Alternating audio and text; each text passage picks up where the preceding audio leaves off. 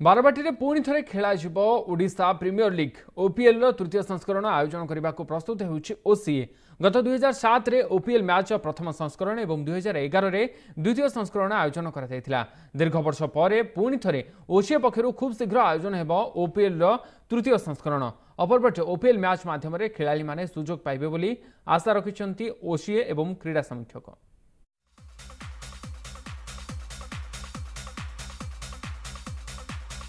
बारवाटी रे पुणी थरे देखिबाकू मिलिबो चौका छकार वर्षा कारण खूब शीघ्र आसुछि ओडिशा प्रीमियर लीग ओपीएल एने ओसीए पक्षरु सूचना मिलिछि।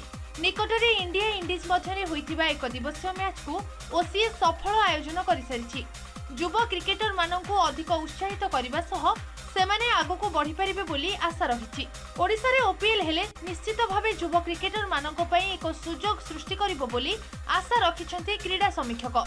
खेलटा बहुत भल टूर्नामेंटा एटा हवा उचित रेगुलर हवा कथा यही टूर्नामेंट हेले पर्टिकुलरली गोटे ड्रेसिंग रूम सबू एज ग्रुप पिला गोटे मिसिक गोटे टीम रे रहिबे तेणु बहुत किसी जिनस अच्छी जोटा कि यंगस्टर्स को शिक्षा को मिलियो तो ये टूर्नामेंटा बहुत वेलकम डिसीजन एटा हवा उचित। आगामी दिन में किभली अधिक मैच खेल सेने बीसीसीआई सहित आलोचना चली ओसीए संपादक तेबे ओपीएल पाई फ्रांचाइज और बड़ बड़ कंपनी मानक सह जोगाजोग करा जायछि। आगामी दिन में ओपीएल को स्वच्छता और सफलतार सह आयोजन कराजिबो बोली कहिसेंति ओसीए संपादक। अपरपटे एही टूर्नामेंट हेले बहु बछा बछा क्रिकेटर आगको आसी परिबे बोली कहिसेंति संपादक संजय बेहरा।